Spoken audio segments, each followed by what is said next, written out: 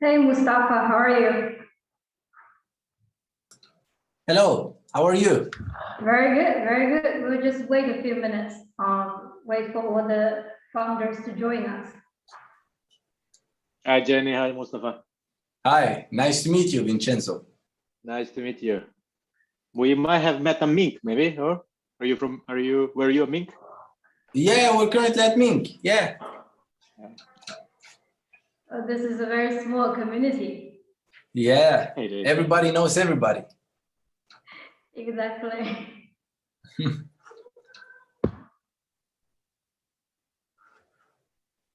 No, we can't see you. Yeah, sorry, only the panels, the founders and the host will be presented on the screen. So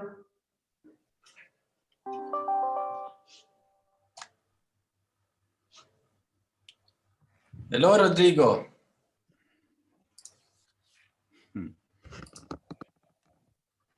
well, it seems that everybody knows everybody here. Not really.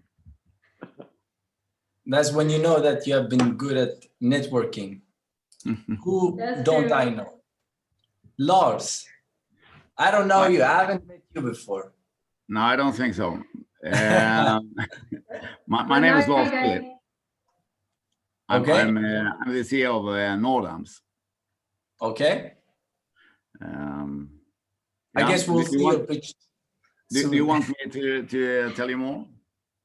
Do we have time? You will have, Lars, you will have your chance very soon in the pitch. Yeah, I think so. Yeah. Yes. So I think almost everybody is here. So we will just get started. I'm super excited to have YingYing Huang from Telia Ventures with us today. Yes.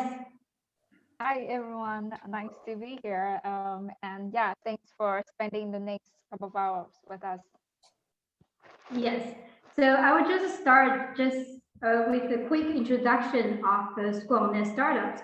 So we are a startup community building organization. So the purpose of our organization is to inspire entrepreneurship and supporting founders. So one of the key activities we do is connecting, ambitious founders with global investors. So this is why we have Telia Ventures here today, talk to founders in Skåne region, but we also have founders from Berlin, I think from London, join us. And today we also have two amazing co-hosts. I would like the co-hosts to introduce themselves as well. All right, Rodrigo, go ahead. Yes. Yeah, hi guys. Thank you for coming. I can see some familiar phrases, Vincenzo, Mustafa, and nice to meet you again. So yeah, my name is Rodrigo. They call me Rode from the Sony Startup Acceleration Program in Europe. So I'm part of an accelerator for Sony, where we scout for early stage startups who are usually on the pre-seed or seed, and we offer a small investment and an acceleration program to help them take them to the next level and connect into Sony business units and other. We work a lot with other investors, and because we're coming in this late angel phase, so of course the startups need much more money. So we are quite happy to work with many other angels, pre-seed and seed investors. So it's a pleasure to be here. Thank you for inviting me, Zhenni. Yeah, hi, I'm Rickard Vernet from Vinge law firm. Also recognize a few of the faces, not everybody. Yeah, I was asked on quite short notice by Zhenni to attend, so super happy to be here. So we're a business law firm. We do all kinds of business law. I personally work a lot with scale up and startup companies. I represent both venture capital firms, Swedish and European, and Swedish companies in capital injections. So yeah, happy to be here. So how it works today is that we will start with our Investor Fireside Chat, even though there's no fire here. But I assume that everybody is very excited by the warm weather in Malmö, at least. So, and we have prepared a few questions for YingYing, and however, all the co-hosts and founders, you guys feel free to interrupt and ask questions because we want to make sure that you benefit from this discussion. So feel free to jump in and ask your questions. So, well, we will start. So anyway, YingYing, thank you so much for joining us. So you currently work as investment manager at the Telia Ventures, which is a corporate venture capital arm of the Telia Company. But before we dive into this, we would like to get to know you more a little bit. So you're born and raised in Taiwan, and I'm very curious, would you please take us to the beginning of your journey, like what brought you to Sweden? Yeah, sure. So yes, I'm not from Sweden personally. So I moved here 5.5 years ago. So yeah, I do speak a little Swedish, but for the purpose of this event, let's keep it in English. And I moved here because I was planning to study my master's degree at Handels, so Stockholm School of Economics, and luckily I started to work with a VC found, a pre-C and C stage fintech found called NFT Ventures during my second year of master, and that just turned into a full-time position and ever-growing love for investing. Fast forward 4 years later, 5 years almost. Now I'm with Telia Ventures as an investment manager. So yeah, my role basically covered all our investment activities from scouting, meeting, and evaluating startups to closing different deals and also working with our portfolio companies. Well, I think everybody here is very familiar with the Telia Company, or the Swedish multinational telecommunication company. But I don't think people are very familiar with the Telia Ventures. So would you please share with us a little bit of the history of the Telia Ventures? What made the Telia Company decide to set up Telia Ventures back in 2018, right? Yeah, exactly. So I would say like the investment history, like making investment is nothing new for Telia company because before the current team was set up in 2018, we actually did some different kind of investments, usually from M&A perspective, or from product partnership perspective. And you might heard that, for example, we invested in Spotify. Before their IPO, and we also invested in sound industry, which manufacture headphones. So previously, Telia did some investments more from, I would say, partnership perspective, and it's a little bit more opportunistic. But then after a few successful cases, like for example, Spotify, we want to be able to better map the market to identify potential startups like early on and engage with the community more proactively. And that's why we set up a dedicated team only working with venture investment. And that's the team that I'm currently based, so Telia Ventures. So it's a little bit different from, I would say, when it comes to how we approach startup, how we operate as a team, it's a little bit different than before. And right now we have 5 people in the team, me with 3 other investment managers, and also head of ventures, Heikki. I'm wondering that can you share with us a little bit of broad view of the Telia Ventures investment strategy, and how do you guys position yourself as more like a strategic investor or financial investor? Yeah, sure. So to answer your last question first, I think we consider ourselves both financial and strategic investor, because we believe to be a good strategic investor, you need to be a good financial investor first. So when it comes to investment activities, is pretty similar. I would say the same investment process as any other venture found here that you might know. When it comes to like stage, we invest in early stage, so usually Series A and B. However, we like to engage with startup founders early on. So we usually start to follow companies from, it can be like, pre-C or C stage. when it comes to vertical, we invest quite broadly, everything around connectivity. So it can be both consumer, but it can also be enterprise or even very deep tech network related investment. Geography-wise, we invest in Nordics and Baltics because that's like our home market. But we also look selectively outside these regions, for example, in Germany, in UK, and in Silicon Valley. We usually invest 1 to 5 million euro as the first ticket, and we would like to follow the entrepreneur's journey for as long as needed. And currently, I think Telia Ventures has 7 companies in the portfolio. Would you please give us a broader view of the companies in your current portfolio? Yeah, sure. So we have made 7 investments with the current team, by the current team. However, we actually exited already 2 of them. So right now we have 5 active investment or active portfolio company. So the first company that we invested is a company called Operato, and it's a cybersecurity company based in Silicon Valley. And that company was sold in 2019 to Palo Alto Network, which is a leading cybersecurity firm also based in San Francisco. And the second one is Swappie. So Swappie, maybe you have heard about them.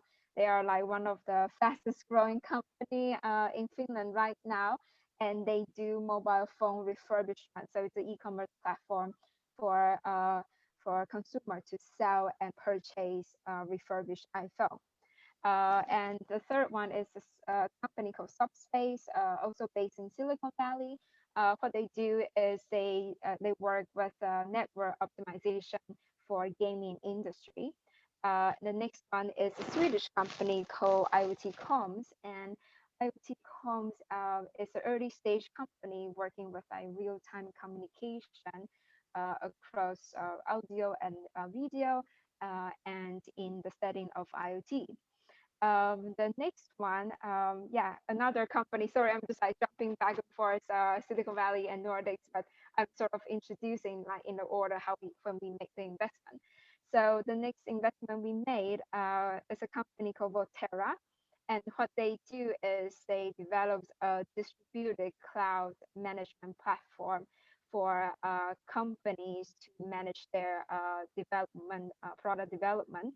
And the company is based in San Francisco, and at the beginning of this year was actually acquired by F5 Networks. Okay, so the next one company is a company called Challenge Mode, esports platform company, and we did that investment last summer, and the co-invested together with Alibaba's esports investment team, and also with Swedish football legend Zlatan. So he was actually a co-investor in that round with us. And the last one, it's a Finnish company called Varjo. So it's a VR headset manufacturer based in Helsinki. They do industrial grade human eye resolution headset for VR use in heavy industries. So yeah, as you can see, it's very different type of investments that we do, both consumer, both enterprise and network deep tech. But of course, there are some areas that we focus more and some less, and I think we can discuss that later as well. I think the next question would be very relevant to all the founders, is that how does Telia Ventures evaluate potential startups? And can you describe us, what is investment process? Yeah, so investment process-wise, it's pretty much the same as any other VC fund. So of course, we work as an investment team. We have our own investment committee that help us make the decision, and we engage actively both pre-investment and post-investment. So basically the same as any other fund. But then on top of that, we also engage strategically with different stakeholders from Telia, which means that we want to be able to identify if there's any strategic collaboration potential sometimes even before the investment. We do not require the commercial agreement to be signed at the same time as investment agreement, but we would like to sort of start to engage the founder with internal Telia expert to discuss the way forward. And so I would say that is like the additional part to our investment process.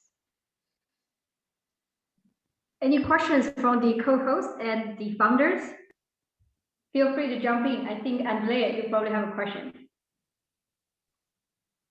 Just a fun question. You said that you invested in challenger mode together with Zlatan. Did you meet him? Oh, I would love to meet him. I mean, like, yeah, but then no, unfortunately, it was that the deal was done like, you know, in the middle of COVID pandemic, so it was not really possible to meet in person. Otherwise, I would love to. So he's more of a financial investor than a strategic investor. I would say maybe he sees something strategic in the platform because, as you know, because of the pandemic last year, a lot of professional leagues, even traditional sport league, they turned to esport as like a way to continue engage with their fans. So maybe he sees something special there, and that's why he continued to support the company like that. Thank you very much. So I have a question for you, YingYing. Do you prefer to invest in together with other investors, or what do you think? Yes, I would say we can lead, but then we often syndicate with other investors as like a strategic investor to the round. So it really depends from case to case. If the business is much closer to Telia's core business, then we have higher incentive, of course, to lead the round. But otherwise, we are very happy to be part of the syndicate. Okay, so that depends on your position. Exactly. So I would say largely depending on like the strategic fit. Mm-hmm. I have a question. Yes, please. Thanks for the information. As a founder, sometimes we found this challenge when we talk to the VC between when it comes to valuation, between the traction that you have so far and the projected forecast that you have maybe in 3 to 5 years, right? So at some point, our goal as a founder is to reach this hockey stick effect, right? Well, actually, the valuation will raise quite a lot. But you know, from a venture capital perspective, quite often some of you, let's say, look at the past and the history, and there is obviously a slow start for all of us. So how do you respond to this kind of question? How do you manage this to, you know, have a win-win situation? I mean, it should be the right valuation to the startup, considering the ambition. I guess the challenge is to reach the hockey stick effect, right? So not only all of us will reach us, but you know, it's a valid point, I think. Yeah, so I would say it can be quite valuable to benchmark against different kind of more mature players in the same field. For example, if you are a social media company, then you can benchmark against, for example, a similar company in a similar space. And when they have, for example, if you have like 10,000 users right now, so what would be the valuation for that company, like a market leader at the time when they had 10,000 users? So I think it's good to benchmark against fellow companies or like, you know, other startups in the same space. Otherwise, there's also different kind of like sort of rule of thumbs. For example, when we value software companies, we usually look into like the revenue, recurring revenue for the last 12 months or like the next 12 months. And a very easy rule of thumb would be it's usually 10 to 30x of the recurring revenue, like yearly recurring ARR. So let's say if you have like 1 million euro right now, the valuation should be let's say between 20 to 25, depending on the industry. So there are some like benchmarks and multiples that you can use, but of course it will all go down to how you negotiate your terms as a package to with the investor, because sometimes you can discuss that how you see a way working together. So valuation might not be the most important factor in the term sheet. Thank you. So I'll jump in if that's all right. Yeah, Oh, I was oh, actually sorry. thinking about like this is more like a lawyer question than the investor question. You go, Richard. Thanks. So yeah, I have two questions really based on my experience with working for and also negotiating and discussing with corporate VCs, because as you say, I mean, the core issue here is really the dual interest that you have, both the financial and the strategic one. And especially with in my experience, corporate venture capital investing earlier nowadays than maybe was the case beforehand, investing in Series A rounds and sometimes even in seed rounds. How do you balance the strategic interests that, I mean, obviously you probably have a sponsor internally, someone from the commercial side who's interested in technology and the project. How do you balance that against the interest of the company that they may have to pivot? Maybe they don't, maybe there's a commercial, I mean, there's a joint development program, something started, and then suddenly after 6 months, the founder realizes that maybe one that goes in a slightly different direction. How do you balance that? So to take that question in two parts, before investment, I know historically a lot of CVC they need to have internal sponsor to sponsor to sponsor for the investment case before they can make an investment decision. However, I see more and more, and also ourselves, that it's not really the case. So for us to make an investment, we actually don't require internal sponsorship. But then we, of course, it's for both parties' interest to engage potential collaboration early on. So for us, the way we work is that we believe to be able to be a good CVC, we need to be a good VC first, which means that we would definitely put founders' interests up front, because it's still, we are an investor and this is the investment business. But of course, along the way, we will also act as like the bridge between internal stakeholder and the startup team. So to make sure everything is communicated in like a transparent way. And if the startup needs to make changes to their business model, and we will definitely support what's the best for the company going forward.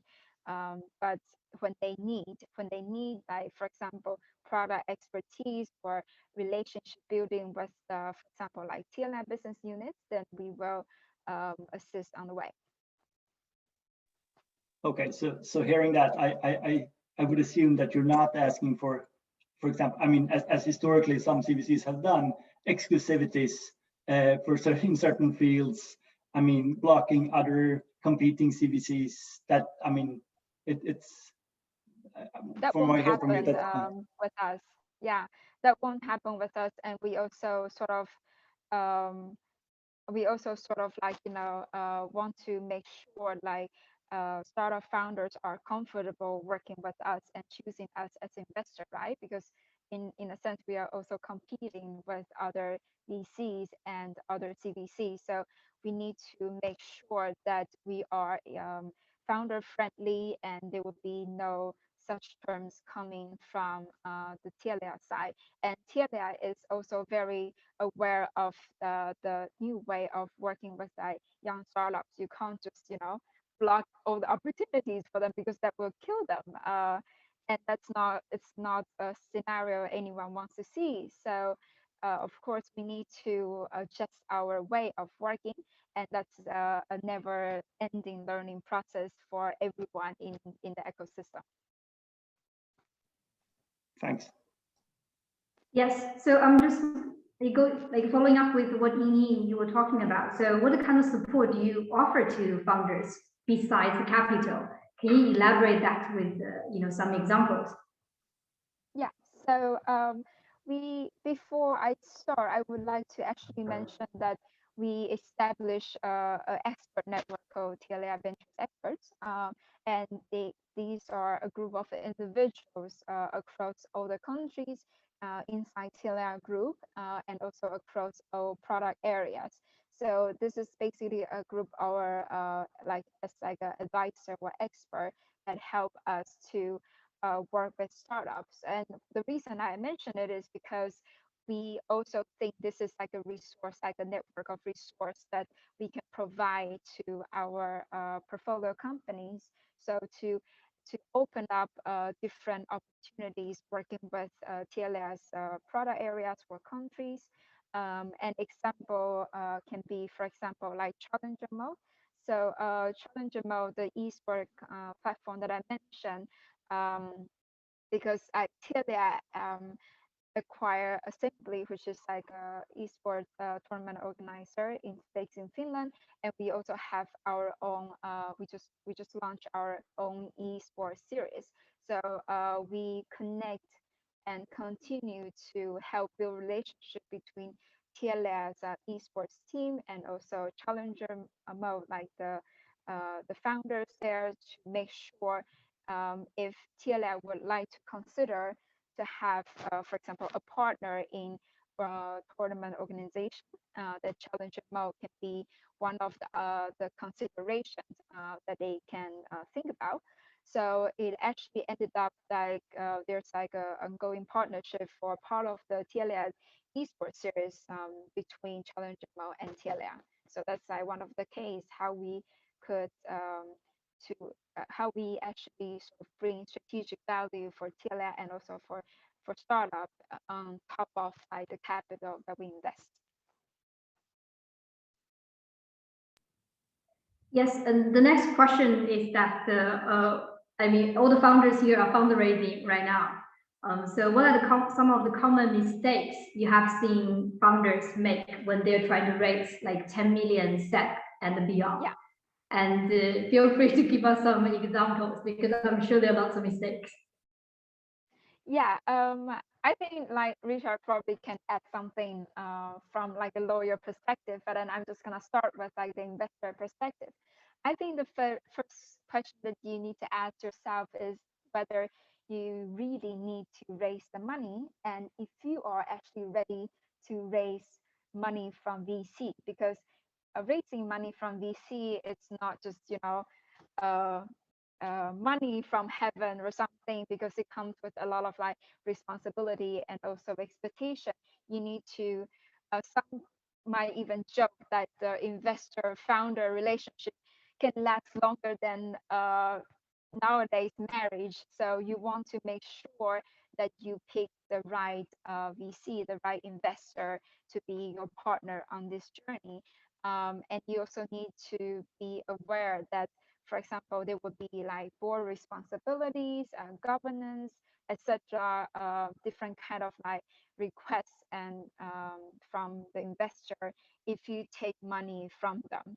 And of course, another question would be like, do you really need money like right now, and how much you need? That's also a lot of questions you need to consider before you actually put your hands and feet into the fundraising game. And I would say, secondly, I would like to remind startup founders to think carefully about your cap table, because if you're just raising 10 million SEK, it's usually like seed stage or even early, and there's still a long way to go, which means that you want to make sure you have enough ownership for future dilution, and also to reward your talent to be able to attract talents to join your team. So make sure you think it through when it comes to the cap table and how much that you should own. The next one will be, I would say, like timing. Some startup think that, okay, I just need to spend the next 4 to 6 weeks to raise money. But if you are that early stage, it can sometimes take a little bit longer for you to build a relationship. If you are like first time founder, it might sometimes even take you like a month or two just to book the first introduction with investors. So make sure you have at least like 3 to 6 months of runway when you start the fundraising. Don't stress yourself out last minute.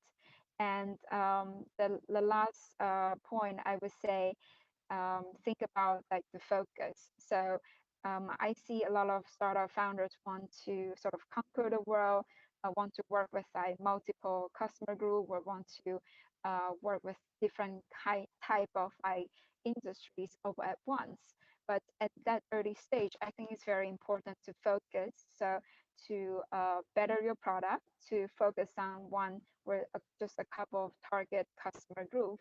And then when you have the traction, then you can expect sort of more like a product driven growth. I think it's more sustainable. Yes, we have a question from yes, anybody wants to follow up on what Ying just answered? Well, I was about to ask a question, if I may, but Ian has kind of touched upon the fact that we should stay focused as entrepreneurs. At the same time, we need to have a possibility to experiment to see how wide is the vision and how what's the direction we should take. So that's one of the challenge. But I guess you said that we should stay focused, right? I think like to stay focused is different from sort of like the initial like user research or experiment. So when you figured out which area that you want to work with, or which customer group you want to work with, I would suggest to focus on that first. But of course, at the beginning, before you even focusing on the target customer group, of course, you need to figure it out like the market product fit, right? Yeah. I think that's a little bit different in my mind. I think you need to have some sort of like iteration and experience at the beginning, but then when you find a product market fit, then you should focusing on scaling your product in like a target customer group, and later when you get the traction, then you expand. That's my thought. Thanks. Okay. Yeah, one question from Sebastian that does Telia Venture have experiences helping company launch in the US market? You mean European company to go to US?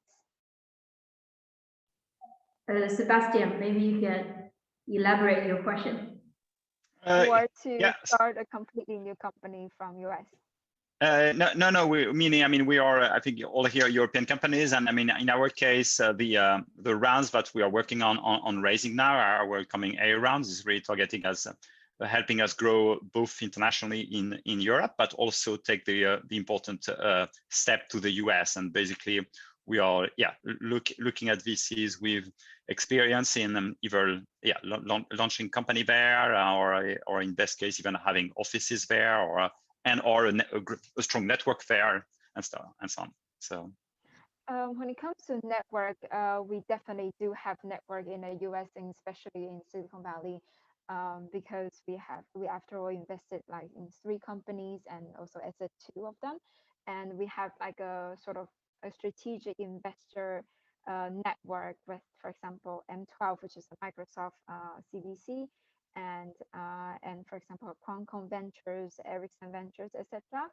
So when it comes to network, there's definitely introductions and door opening that we can do for you. But when it comes to actually the administration work for setting up a company, unfortunately, that's something that we haven't had the experience to do so. I'm just thinking whether we we did help any company. No, I don't think so. But then my suggestion would be then to hire a fantastic lawyer to help you with the legal legwork to set up a company in US. I think legal Yeah, advice I was more is meaning the commercial. I was more meaning the actual, consumer launch, or and so not the admin side of it. okay. So in that case, no, I don't think so. We haven't had the experience.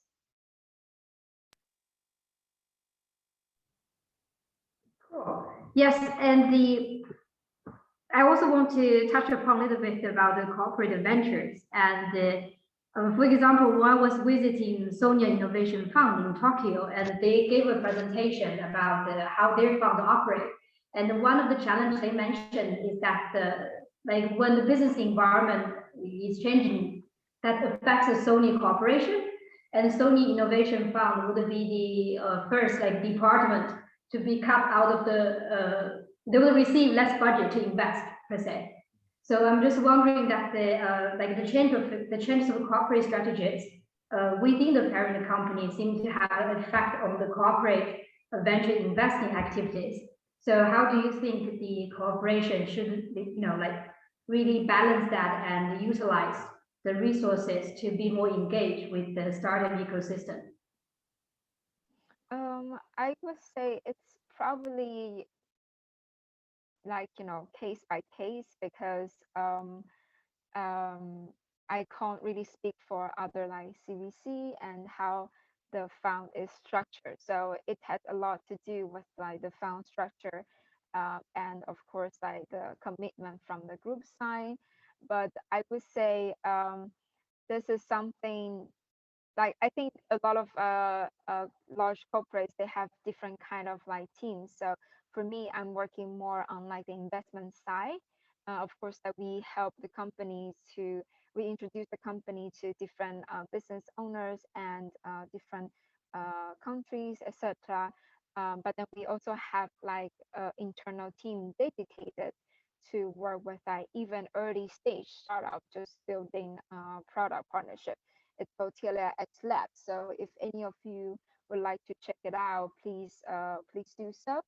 But then we kind of separate the roles quite clearly. So we do investment, and they only work with collaboration, but very early experiment. Yes, Rodrigo, I think you can jump in here.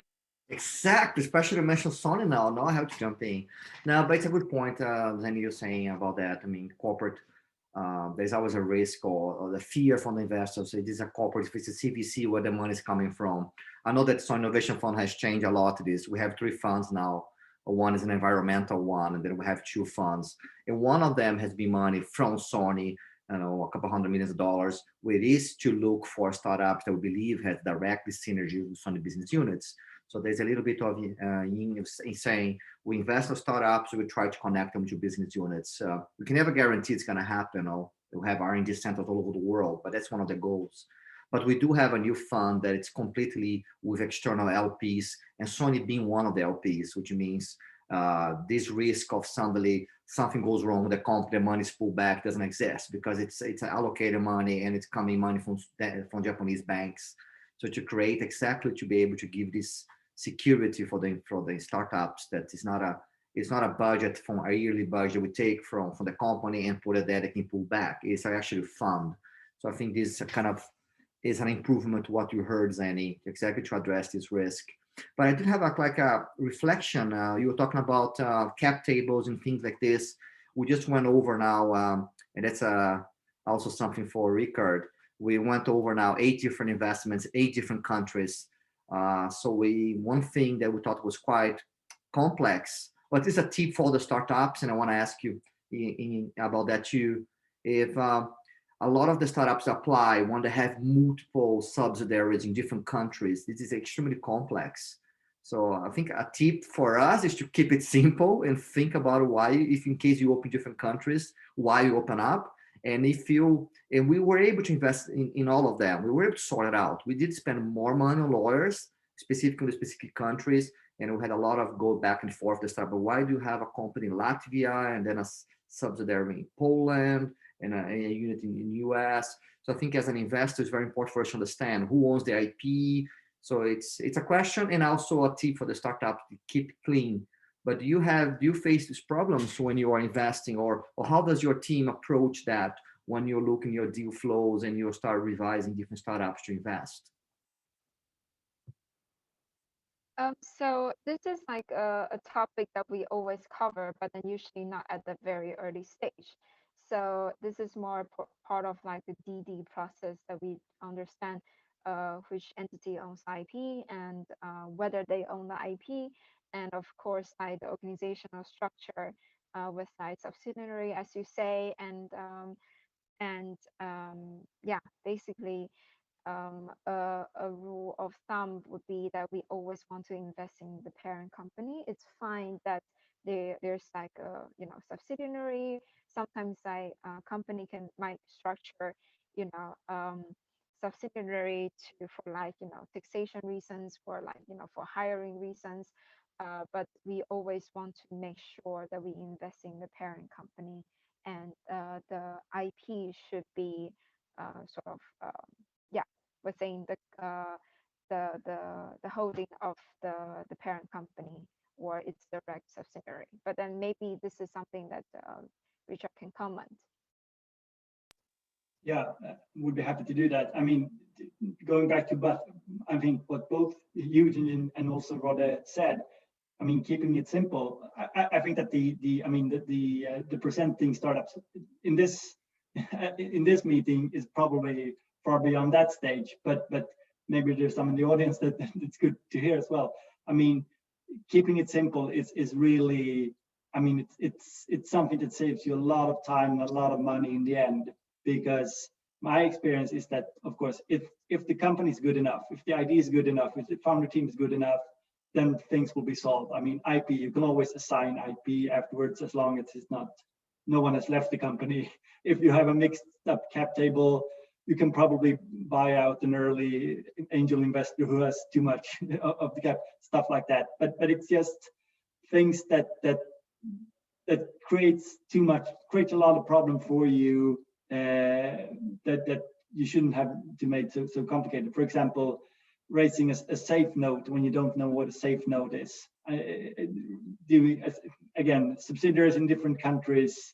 I think that one of the things, I think it's gotten better, but we've seen over the years quite a few accelerators around the world that have quite different requirements. For example, if you participate in a specific accelerator in Ireland, then you need to establish an Irish company, and you also need to allow that investor to have that accelerator take a certain part of the company, and it's quite easy to accept these things, and then suddenly you're standing there with a problem on your hand, because then you need your Series C investor or your Series A investor to go in and buy someone out.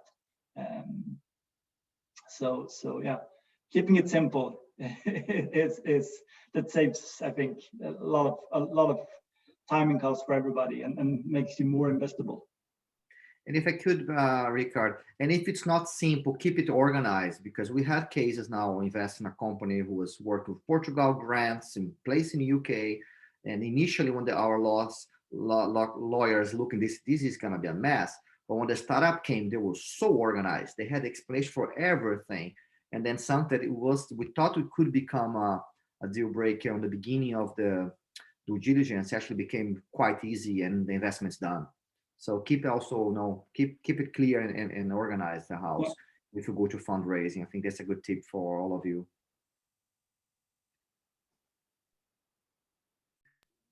Yeah, we have one question from the audience. Is that what instrument do you use to invest? Convertible debt, straight equity, and how much of a stake do you take in your companies? Okay, so for us, we usually invest in like straight equity, and I don't know if you would consider like convertible in as debt. It's like a debt instrument, by definition. However, it's also like a very common way to sort of make sure you can participate in the next round, because sometimes we, we want to make sure we get a seat in the next round. It can be like a very competitive round or a very popular company. So we have done, for example, convertible between rounds. But then we definitely prefer straight equity because that's simplest for everyone involved. Otherwise, in addition to these two instruments, we actually have done two safe investments. So, or like in Sweden, you call WISE. I think in Sweden it's considered to be like a warrant. So that's why it's WISE. It's called WISE. But those investments, as Rickard explained, it's usually more for like early stage, like very, very early stage. So basically, um, you don't want to like set like a valuation right now, but then you still want to bring investor on board early on. That's like one way to do so. And I also know that some accelerator, the most famous one, like Y Combinator in the US, they do a lot of safe investments. Yeah, so I would say we try all kind of investments, but then we definitely prefer straight equity. And in terms of my ownership, it's usually 5 to 15%. Cool. So some final questions is that if you could share with us, what are the investment opportunities that you missed out, and what did you learn from that experience? I don't think I can disclose like that much like on specific companies, but I can tell you what we want to explore more, like which areas that we are like most interested in. Um, I would say there are definitely some areas because of like changing like customer behavior because of global pandemic. We see a lot of rapid change in like the tech scene. One area that we have spent quite a lot of time looking into is like future of work. So how do you make sure team in a remote setting can work efficiently, can keep the engagement high? That's something we find very, very interesting. And we also believe the hybrid work model will continue even after COVID. So we are looking into that area quite a lot. And because of we started before COVID, but then also partly driven by COVID, I think smart home is a very interesting area because you spend now actually more time than ever to work from home, to live at home, to have educate your kids at home. So different kind of like smart home solution is definitely something that we see fit really well to Telia's family offering. And on like more enterprise side, sorry, one more to add, like on like consumer side, we also look quite a lot into like digital health. So how to make sure everyone gets like the health service that they want. It's very important. I think everyone now realize that how important it is to be healthy. So not only the treatment side, but also the preventive care is something that we find super interesting. On the enterprise side, of course, 5G remains really, really strategically important for us. So 5G related application, we will continue to be very proactive looking into, and also different kind of IoT solutions. I think that's still very interesting. But then IoT for more like industrial settings.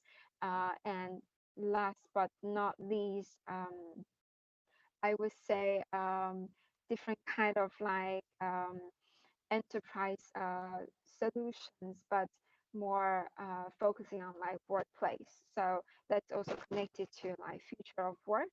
But then um, something that we see is, for example, like virtual event platform that's somehow more related to like future of work, but then also to to facilitate different kind of like working settings. And yeah, I think that's what we look into. Yeah, of course, esports and gaming. That's always one of our favorites. So cool. We are going to take a break very soon. Anybody has one last final questions? I'll have one if we have time. Yes, go ahead. Yeah. Go ahead. Cool. Thank you for a great fireside chat. I was just curious, do you have any examples you can share between, any synergies between your portfolio and Telia? So I mentioned, for example, challenge mode that I would also like to mention another company called IoT.com. So it's a Swedish company, and they are actually working with Telia's IoT team in different kind of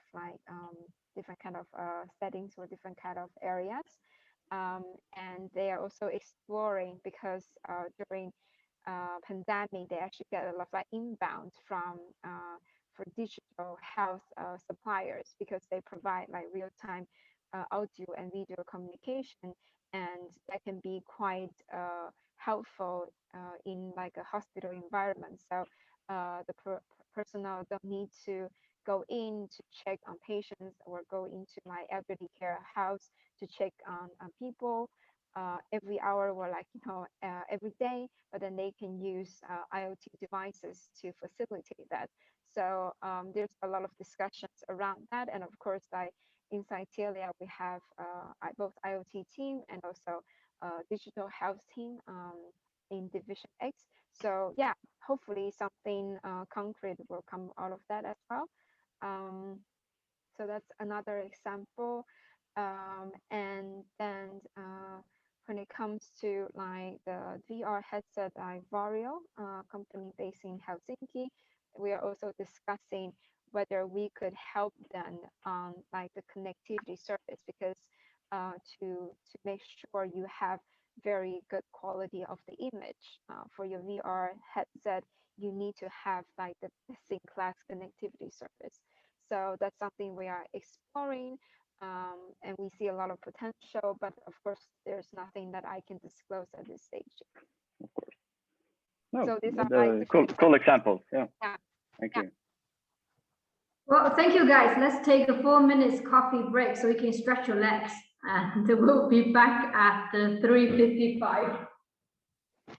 Yay! With the, we'll be back at 3:55 with the startup pitching. Yeah.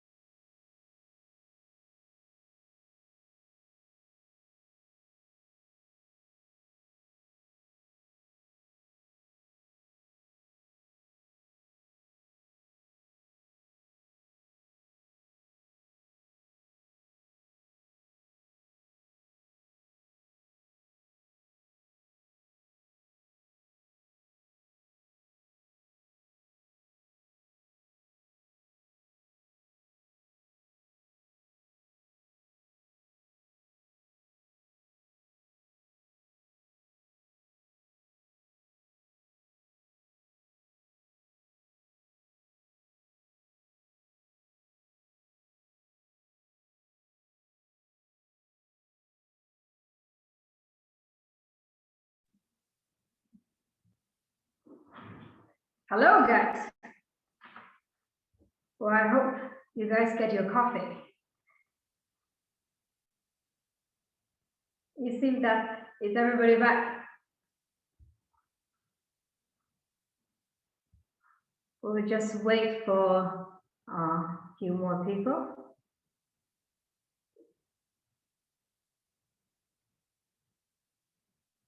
For those who live in Malmö, did you guys get the gift from us?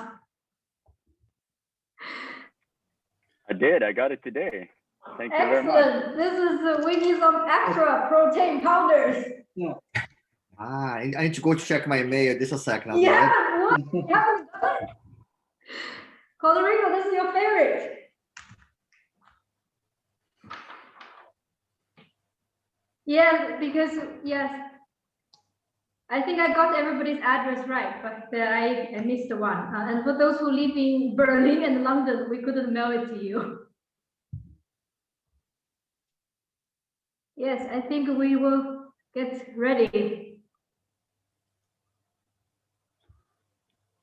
Yes, Mustafa and Jonas, are you guys back? And Harry.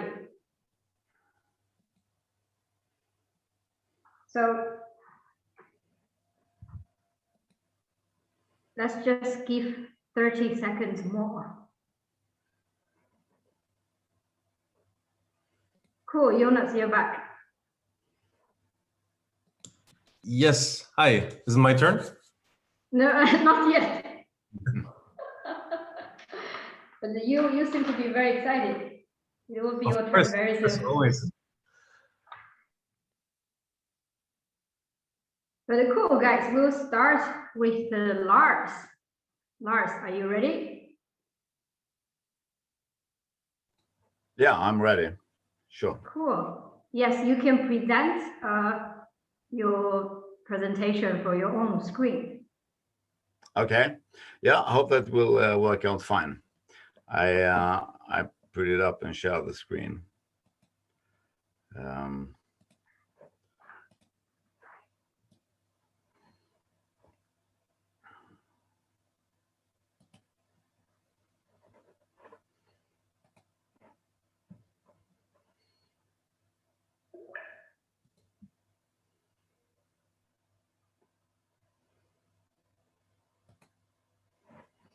So do you see the screen? Yes, we can see your screen. We can see your presentation. Sorry, just before you start. So the pitch session will goes like this. Everybody will have 5 minutes pitching, and then we'll leave 5 minutes for Q&A. So in total, every founder will have 10 minutes. And we will leave, everybody can ask questions, and if you have any question towards the founder. So please go ahead, Lars. Okay. Thank you. Thank you for having and letting me have the pole position. So my name is Lars Tilley. I'm the CEO of Nordams. And Nordams is a company that will commercialize a new type of transistors. Well, okay.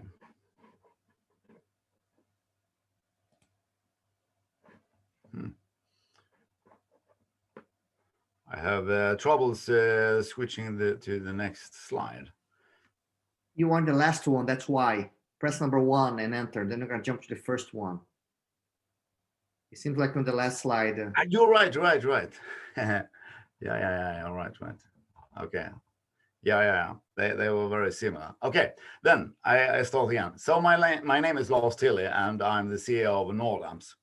Nordams is a company was setting out to commercialize a new type of transistors. And transistors are the smallest building blocks of all electronics. And especially for wireless communication, which we will discuss here today, like 5G, like automotive radars and so forth. The common denominator for all high frequency communication is that we are now going to higher and higher frequencies.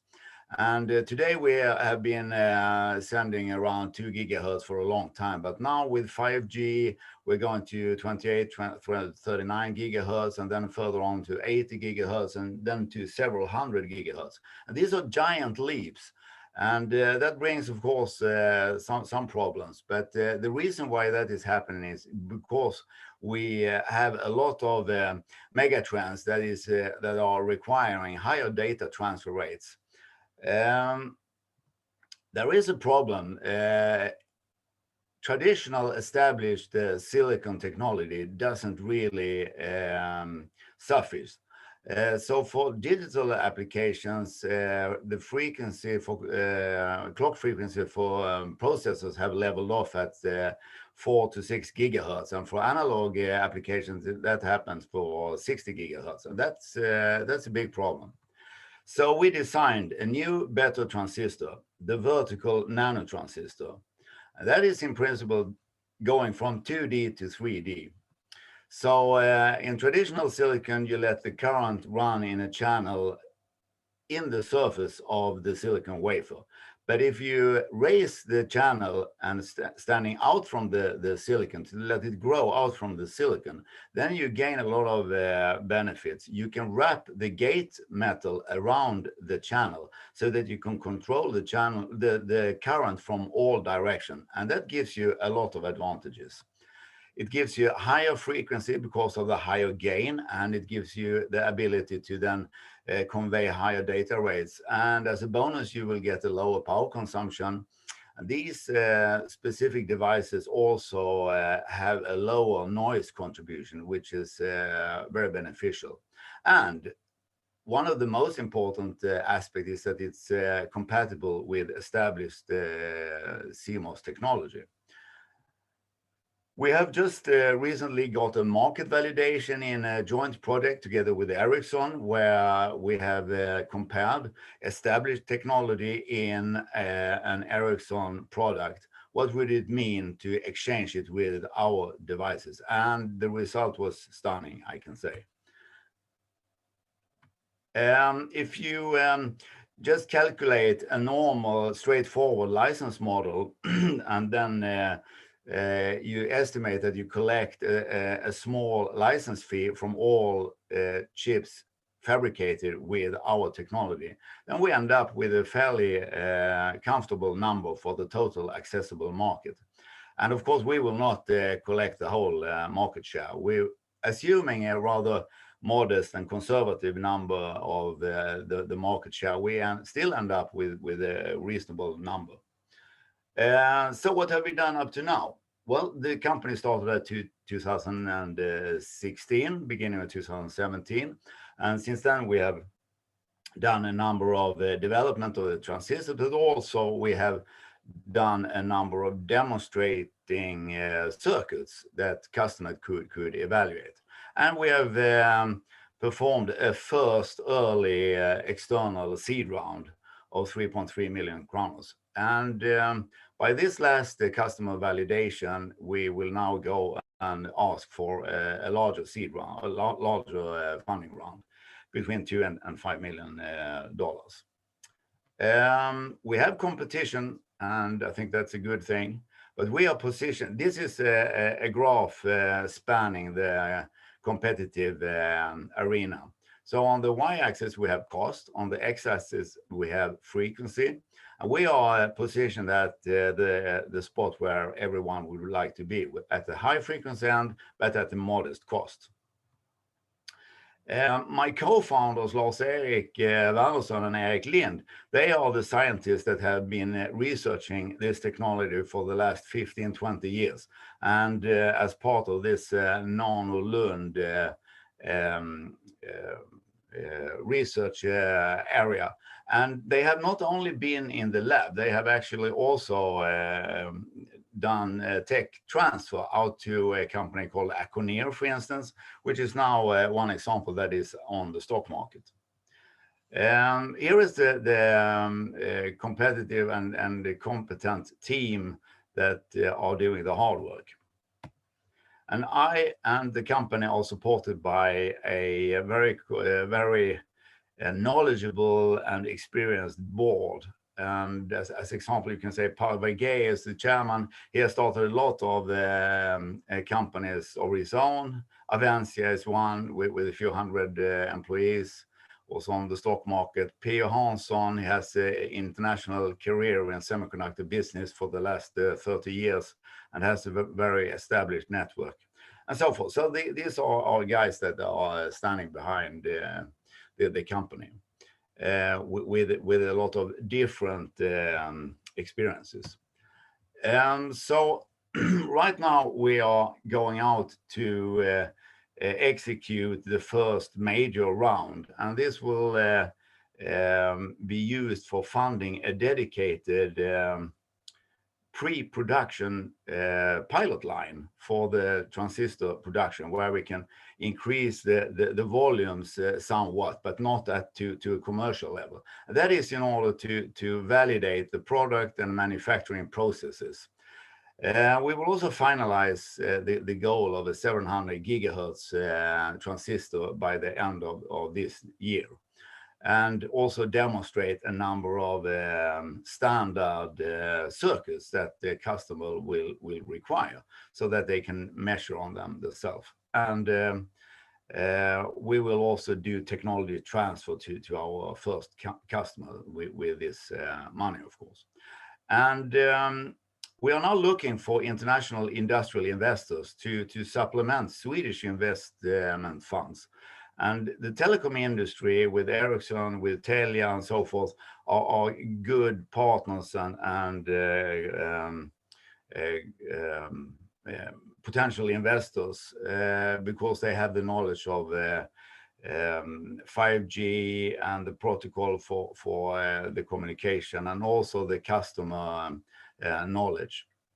But semiconductor equipment manufacturers are also very important for us to validate and smoke out difficulties in the process.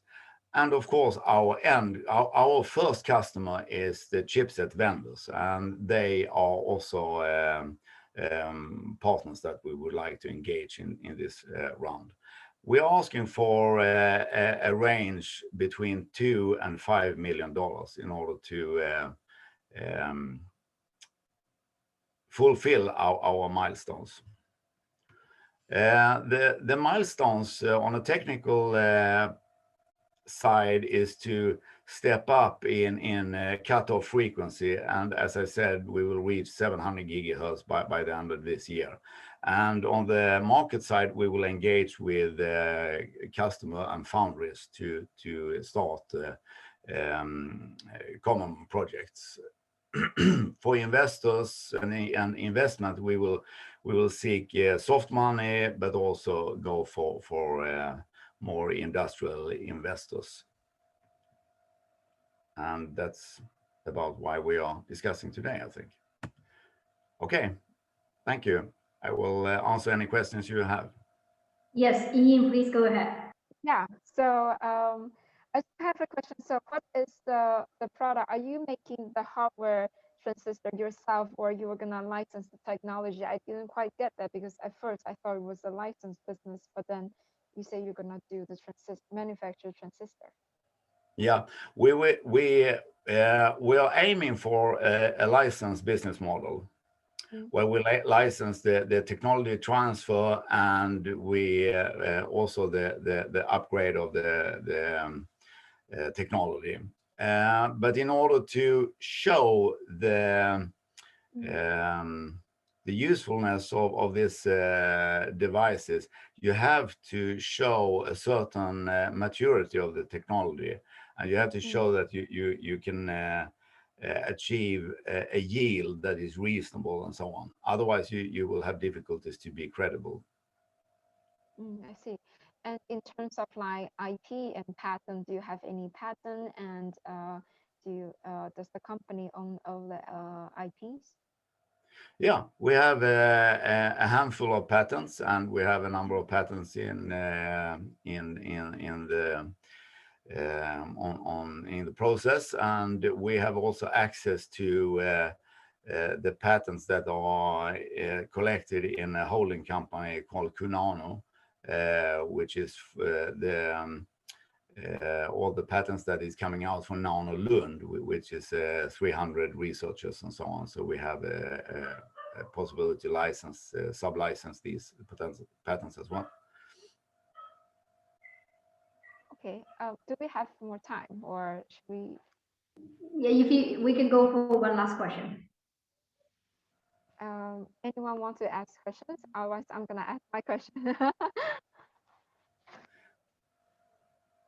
Okay. So just one last question regarding like the customer, because you mentioned like semiconductor manufacturer, and you also mentioned like, for example, like 5G telecom communication equipment manufacturer like Ericsson. So to go to market, who would be who is like target customer group? So our customer that we will sell directly to will be chipset manufacturers like Global Foundry, like TSMC and companies like that. But the market search will come from Ericsson, Qualcomm, and this telecom equipment providers, because that is they are designing in this technology. And they will place the order by chipset vendors. Cool. Thank you, Lars, and thank you, YingYing. We'll move on to the next. Lars, would you please unshare your screen? Yeah, thank you. Yes, thank you. We will move to next to and the layer. Yeah, I think that that was okay, right? I'm not sharing anymore. Yeah. Yes. Okay. That's right. Yeah, please share your. Yes, please share your presentation. You guys can see my screen now? Yes. Okay. Sorry. Okay, cool. So, hi everyone. Let's jump into it. Imagine a YouTube or TikTok, but for games, empowering a whole new generation of storytellers, game makers, and of course, creators of all kinds. My name is Samuel Hedetoft. I'm CEO at Schramsted Studios. I think the shortest way to describe myself real quickly is that I'm a storyteller turned game designer turned AI engineer. So at Schramsted, we're currently building Sparks. It's a no-code game platform powered by our creative AI engine that will turn the world's 3 billion players into creators. So as most of you know, building a game traditionally is, of course, extremely expensive. It takes years and often involves massive teams. But what if the billions of players around the world could actually build their own games just by talking? And I know that sounds like magic. It did for me as well a couple of months ago. But let me simply explain how our creative AI can make that possible. So with just a couple of your own words, the AI is built for co-creation. So it's going to build on your words to create characters, story events, and different world building pieces. So very rapidly, you can go from just a couple of your own words to a whole story universe. Now, Sparks, that we're talking about today, that's a no-code game platform that is powered by that same creative AI. But I'll have to show you real briefly how it actually works. So on Sparks, you just have a conversation with our creative AI. You can type and you can write. And then what you say is actually built for you in your own game. So you can build marvelous worlds, fascinating characters, and wild adventures. Like this. Let it snow.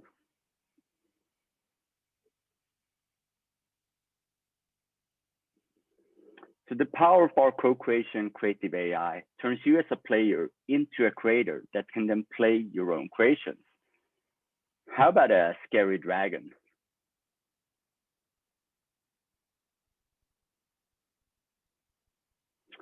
So the players that are grown up on things like Minecraft and Fortnite, they're now moving forward into what we call the next generation of games that are both player driven and extremely social.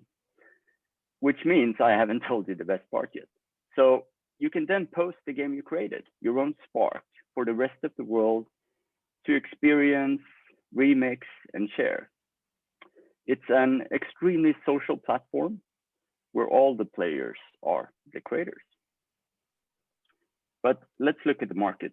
So games, as you know, have grown into a $150 billion dominant force, now 2 times greater than both film, TV, and music industry together. Here's our business model with 1 million global players as an example. You'll get easy access to everything in Sparks with a monthly subscription like you do on Netflix, coupled with an in-game currency to buy new skins and design your own version of yourself in these digital worlds. And with 1 million players, that adds up to a $180 million yearly recurring revenue. Now, the team at FunStuff, we have broad experience from both the AI, game, and especially film and TV industry. And we now have the opportunity to actually revolutionize this next generation of gaming. We started at the end of 2019. We've been spending most of 2020 building this creative AI engine while in the Mink incubator in Malmö. We have a lot of interest from both the film and TV industry, which is where I'm from originally, but also from the gaming industry, and are now in the process of finalizing our first couple of business-to-business contracts, which will be used with the same kind of core technology that's going to be at the heart of Sparks. Our next step, what we're talking about today, is that we want to build and launch the Sparks beta. And we estimate to be able to serve 1 million users on the 300 billion growing gaming market in the next couple of 5 years. So, but the next step is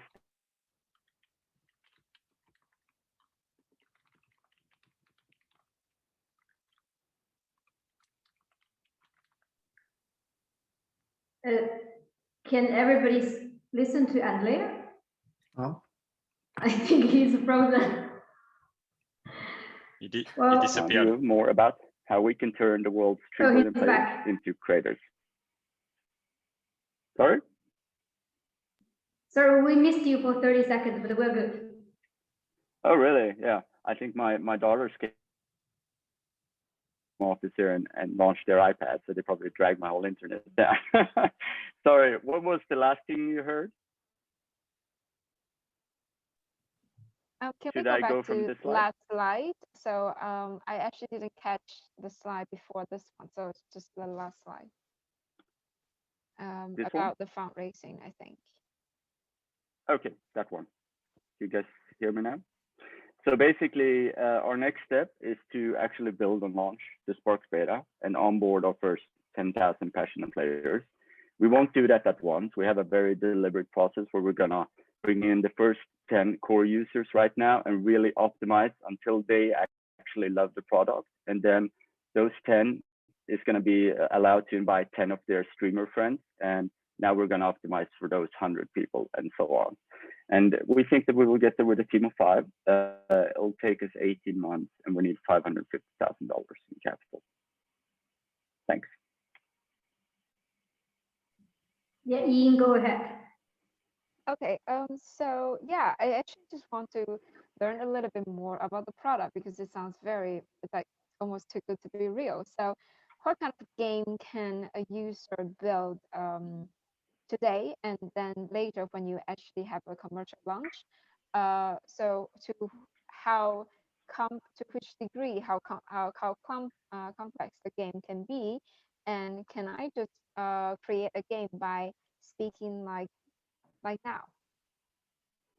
Very good questions. I know it sounds too good to be true. I thought so as well. But to understand this, I think to not go into too much detail, but what we actually started with 1 year ago was to design a creative AI, like the best creative partner that could actually help you to develop what we call like story universes that we could then, you know, partner up with our contacts in the film and TV industry to brought to life as films and TV series. So we designed a creative AI that can very rapidly go from like minimal interaction with you as a human. You are the driver, you set the direction, but then it's going to act like almost like a writer's room and constantly inspire and take you in new directions and build out that universe. And what we found was obviously like there is a huge interest from the film and TV market. The need for new content, new stories, new characters is massively growing on that part. But actually the gaming industry was the one that was most interested, because in games, you more or less have an infinite need of new stories, new quests, and new characters and worlds to explore. So that's when we got the idea that, okay, let's take our creative AI, which is text-based. It's around the natural language processing arm of AI. Let's take that and pair that with the game engine. For the example you saw today is with Unreal Engine. It can be any game engine optimizing for that. So let's pair those two up and see, can they actually start talking to each other? So that what you as a player type or say, once it comes back from our creative AI, that can actually run all kinds of systems within the game engine. So you can control weather, lighting, generation of all sorts of things, but also gameplay. And I mean, obviously we're very early, but all of this works right now. Thank you, Andrea. Yep. Yes, we will move on to our next founder, Mustafa. Thank you. Are you ready? I am ready. Yes, please share your presentation. Yeah, let's see exactly which one. Okay, desktop 2. Do you see my screen? Yes. Perfect. Okay, no, let me just change. If I can do this, and then I can do this. Okay, what's happening? Oops, something is happening. We need some music. The music came on. Thank you. But it shows this screen. Okay, can I? Okay, so now can you see this?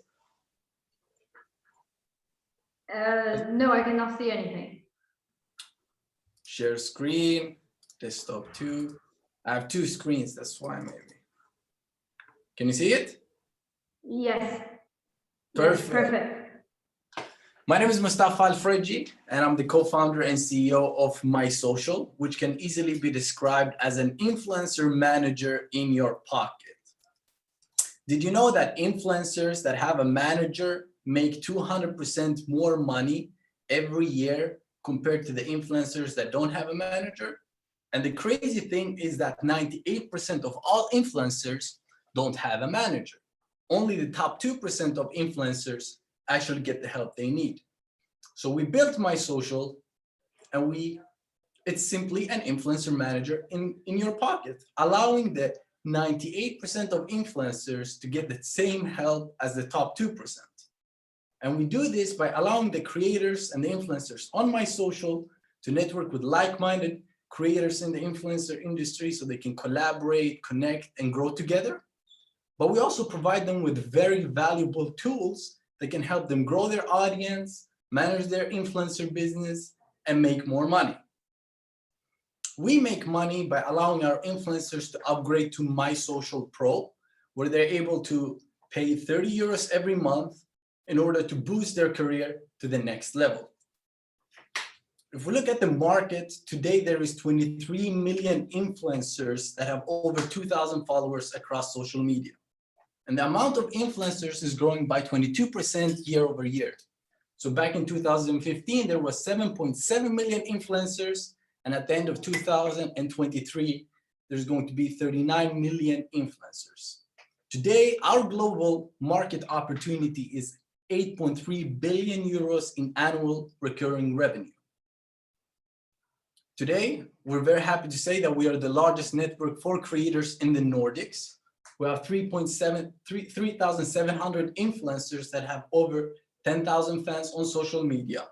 Their combined reach every single month is 1.5 billion monthly views across YouTube, Instagram, and Snapchat, across YouTube, Instagram, and TikTok. They're turning over 28 million euros every single year. And the nice thing is that 42% of them are active every single week, and 64% of them are active every single month. We haven't launched MySocial Pro yet. It's going to launch next month in March, but we already have 30 pre-paying customers that have bought the 6-month plan because it was on discount, just to ensure that we have our product market fit on the paying plan. Me, myself, I started my career as a talent manager and I signed over 250 creators to my own management company that generated 70 million monthly views. I also grew my own social media channels to over 200,000 followers on social media. We have Ali Alfredi, which is my right hand and the tech genius. With 8 years of experience, he makes sure that we have the best product in the market, but also make sure that we have an infrastructure that can easily scale. And then lastly, but not least, we have Christian Kolerski, the head of business of My Social. He also started an agency 5 years ago where he worked with companies like Gucci and Schwarzkopf, etc. So he knows the business to business side of the influencer industry, but he also is an influencer with over 70,000 followers on his own social media. On top of that, we have one other developer on My Social and another marketing social media manager that works for the team. And we've also raised some pre-seed capital and angel investment from 8 investors before that. Today, we're asking for 2 million euros that will allow us to reach 200,000 influencers on our network, generating 16 billion monthly views. And this will result in 180,000 euros in monthly recurring revenue. And we will be the largest network for creators in Europe. Thank you very much. Well, thank you, Mustafa. I will leave the question to YingYing. Hi. This is definitely like an interesting space, and we see like what you call like gig economy or like passion economy to grow rapidly over the last couple of years. But then I would say it's also rather a crowded space because there are so many different kind of like software solutions or like tools to help people working in this category. So what would be your like unique selling point or your sort of differentiator comparing to similar tools in the industry? It's two. So number one, if we look at the market today, everybody is advertiser focused. So it's all about making money by either creating a marketplace where you have advertiser do influencer marketing, or you create an enterprise SaaS solution, which can be an influencer database or an influencer CRM tool or reporting tool that you sell to enterprises and companies. So if you look at it, nobody's actually focusing on the influencers. And me, who have been an influencer myself, I know that the number one thing and the most important thing as an influencer is to get more views and get more likes and get more engagement. And it's not the money, because you know when you have a lot of followers, everybody will contact you. Everybody will try to create merchandise lines with you and make you a lot of money. So it's all about the growth at first, and this is what we are the best at. So we are influencer focused. And number two, if we look at the market today, once again, if we look at for example, the marketplace solution for the influencer industry, you have brands on one side and influencers on the other side. It is extremely hard to scale this, because if you are going to, let's say now you've established your company in Sweden and you want to go to Germany, and the influencers, you acquire them because they want to find brands, right, to collaborate with. But if you don't have any brands, then how will you get the influencers? And if you go and try to get the brands to join your marketplace, then all of a sudden they're going to say, you don't have any influencers, I can't join you either. So it becomes very unscalable. For us, we have a product that is only focused on one target audience, which is the influencer. They are our user and they are also our customer. And that is where we make our money. And if we look at the industry today, it's very few companies who have achieved a product where they're actually charging influencers.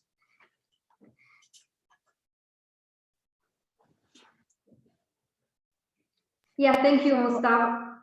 Okay. Sorry. Yes, That's fine. we have to move on. Thank you for your answer. We'll move on to Jonas from Beats. And would you please share the screen? Yes. Yes, hi. Yes, Jonas, you're based in Berlin, right? Yes, in Berlin, Germany. Yeah. Yes, awesome to have you. So you can get to know the Schoolnet startup community as well and meet a few founders here. Well, go ahead and share your presentation. Yeah, just before I start, I'd just like to say that I usually talk a lot, so just feel free to interrupt, ask questions, all that stuff. I will probably run over time, most probably. I will control the time. Great, thank you. Can you see my slides? Yes, we can see that. Perfect. So just before, I'll definitely have to skip some slides, but I just wanted to kind of give a little bit of a recap. So we were working on what we call the Airbnb for photography and filmmaking equipment in Berlin for about 2 years. Last summer, during the round between June and August, we decided to raise a small round, about 80K. And in the middle of the round, we decided to switch focus and focus on B2B. For 2 reasons. The first one is that the peer-to-peer model worked. We proved that it worked, but it only really makes money if you have like 1 million users in the next 6 months, which was probably not going to happen. And also we started getting approached by companies like Zalando, SAP, etc. And we noticed that they were interested in the equipment and spaces we had, but also the talents, meaning photographers, filmmakers, etc., which we already had thanks to a really big community. We had about 3,000 members in our community at the time. And so we just thought, well, fuck it. all-in-one solution, let's do it. And so in late September we switched to B2B, and that just worked amazing for us. And now we kind of define BZ as a collaborative B2B marketplace for content production. So just in short, what is the problem we're trying to solve at the moment? So a lot of brands are trying to produce high quality content to promote themselves online. They simply want to easily produce high quality content. And as soon as you go down that route, you realize that it's actually really hard to find the best creative talents for the projects. And the creative industry is by and large not very transparent. So when not even talking to photographers directly, which is horrible if you're not, if you don't like to have 150 tabs open on Google, but also if you go to a creative agency, you're not going to get the same price if you're Zalando or if you're a local restaurant. That is the main problem. So yes, what is BZ? You can kind of think of it as Upwork or Fiverr for the creative industry. In short, the client creates a project and the community comes and applies or bids to the project, which means we always get the best possible price, which the bidding system kind of tends to drive the prices lower, which means we always get the best possible price, but we can put a limit on that because if you go too low, that's a problem as well. So how it works, you post a project, the community applies to the project, you pick the best offer, book everything. 1 or 2 weeks later, we get back to you to your content. The client is happy. They can go back to running their business and running their Facebook ads and everything else. The target clients for us are SMEs, startups, creative agencies, and e-commerce platforms. E-commerce is particularly interesting for us because they need content in order to sell their stuff online and always have new products to sell. So that makes a lot of sense. We really like fashion and furniture. It turns out is actually quite big. Furniture was a surprise for us. And a couple others as well. And on the community side, who is the community, who is the supplier of the marketplace? Well, photographers, filmmakers, etc., etc. Next, yes, there's 2 slides I hate on every pitch deck. It's market size and competition. We all know it's a lot of bullshit, but you need to put it in there at some point. So I put it anyways. I don't like to put dollars, it doesn't mean much, but in short, globally, you have about 80 million productions happening every year. That's about 16 million productions happening every year in Europe. The average production size that we use here is about 6,000 euros. In reality, it's probably closer to between 8 and 10,000. We believe we can get to about $1.9 billion per year if we actually manage to capture 5% market share of European productions with budgets between 5 and 7K. 5 and 7K is our sweet spot. Everything under 5K, we can do it, but it needs to be fully automated. We can't spend a second on it. And everything above 7K can be done as well, but of course, sometimes is more problematic. So we need to optimize it or spend more manual time. Right now, we're doing a project for Pinterest, for example, which is about 15K, triple what we normally aim for. So yeah, we can do it. It works. How do we make money? We take a 20% management fee on BZ Pro projects, and then of course, everything gets rented through our own marketplace where we also charge 20% to the supplier side. That includes, God damn it. Okay, somebody's gonna have to wait, sorry. So that includes about 7.5% insurance fee. So everything is automatically insured up to 30K by our insurance partner, AXA XL. And we also want to launch premium accounts very soon, about 5-10 euros a month. That's just really not really for the money, but more to lock in the supply so that they sign up for 6 to 12 months. They stay with us for a long time. And then we can also start doing performance marketing, which is quite exciting. I'm going to skip these couple slides right here. Network effects. This is quite straightforward. I just really like the design, so I put it in there anyways.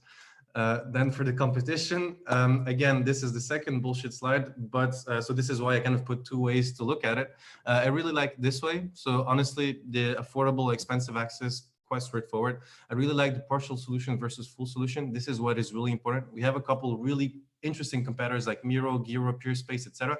They're really focused on one thing and they do it very, very well, to be honest. So Miro is kind of Uber for photographers, for example. The problem here is that you're not looking to the customer and actually trying to solve the customer's problem. When you're a business trying to produce content, you don't care about the photographer, the makeup artist, or any of that. You just want content so that you can go back to running your Facebook ads and running your business. So if you go to Miro, for example, Uber for photographers, they're going to be amazing at finding you the best possible photographer in your city, in your budget, in about 30 seconds. But then who's going to handle the contracts and the permits? Who's going to look for the makeup artist, the stylist, find the location for the shoot, get the permits for the location? Jonas, I think we're running out of time. We need to go to probably the fundraising part or the team part. Yeah, I thought so. So this is my favorite slide with all the cool logos.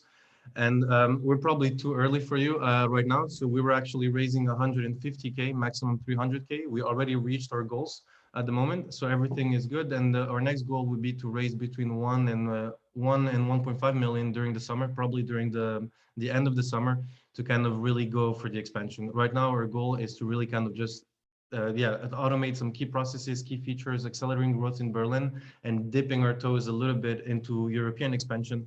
And if everything goes well after the summer, we'd like to go hard on the expansion, I guess. And that's when we'd like to raise a growth round, probably during the end of the summer. A couple investors that we already have. This guy from Intel Capital looks really cool on the deck. And this is me. That's about it. Yeah, done. Cool, thank you. Yes, you go ahead. Yeah, that was a really good pitch deck, very beautiful graphs and that slide. Yeah. Love that. But then my first question will be like, now you're basically having like two different business model, right? So you have the rental part, you still keep running it, and you have this sort of marketplace for content production. So going forward, how do you think the focus will be? Would you more focus on like the B2B side, and what's the reason sort of to keep like running, still keep the P2P rental platform going? We don't focus on the peer-to-peer rental platform anymore. Like we have it. It's literally here, so you can check it out. Problem is that our services at the moment are kind of separated over 3 websites. So we have the rental platform, we have the creatives gang. The name was temporary, where we actually have the talents and the projects, and then Busy Pro. This is what the customers see. So right now we're working on full automation, so kind of getting everything into one place, which is going to be over in 3 to 4 weeks, hopefully. And the rental feature, if you want, is really not that important for us. The peer-to-peer rentals is just that when that is really interesting for us to actually get the supply. So when we get a photographer or a filmmaker, we also need to get the equipment. So when we ask them to actually apply for a project, they need to apply with, of course, their creative portfolio, like their work, but also the equipment that they own. And so this is quite interesting for us because simply by promoting the projects that we actually have, we're building the supply on both sides of the marketplace, where simply by applying, not even by choosing themselves, we're actually increasing the database of supply that we have. And that makes it then the peer-to-peer rental, that is something kind of an extra feature. So people can do it. It can happen between the members of the community, but that is not really the focus of the marketplace. We really focus on the projects. And it just so happens that when you create your profile, you also create your equipment, which makes our work a lot easier and kind of creates these extra opportunities on the side. So my next question would be like,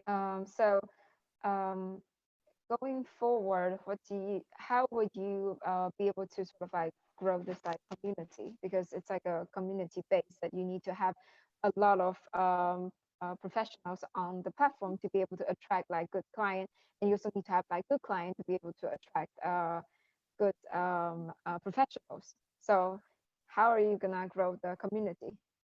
That's actually quite easy.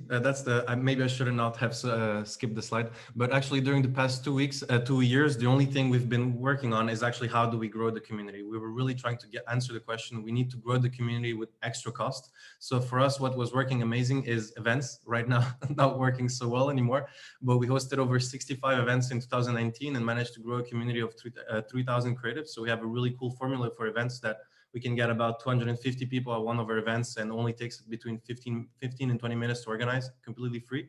But then it's a lot of bots and automations. So we spam the fuck out of people on LinkedIn, and it works amazing, like really precise, and you can really scale it up. So you can really scale it up pretty much as you want, and you can really do it very, very targeted. So that works amazing on the community side. But the most important thing is that when you're promoting a paid job offer from one of the projects, people just come to you really easily, especially in Corona times when we have a paid position for a photographer for 2,000 euros. I honestly just posted on a couple Facebook groups. Maybe we run like 20 euros of Facebook ads and you get 400 people to apply really, really fast. So the community, the supply just comes when you have the demand. And then how do we get the projects, how we get sales? We actually haven't done sales in the past 3 months because we have too many customers in Berlin at the moment. But honestly, again, bots and automations, spamming people works amazing. So when you're really targeted, bots and automations on LinkedIn, especially for businesses, is just amazing.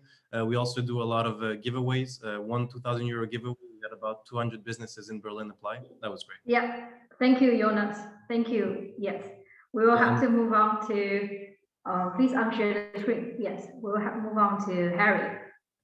Thank you. Hi, everyone. Right, I'll just share my screen. 1 second. Okay. Can everyone see that okay? Yes, we can see your presentation. And Harry, you're based in London, right? I'm based in London, yeah. Hi, everyone. Nice to have you. Yeah, nice to be here. Nice to see some of you again as well. So DroneStream.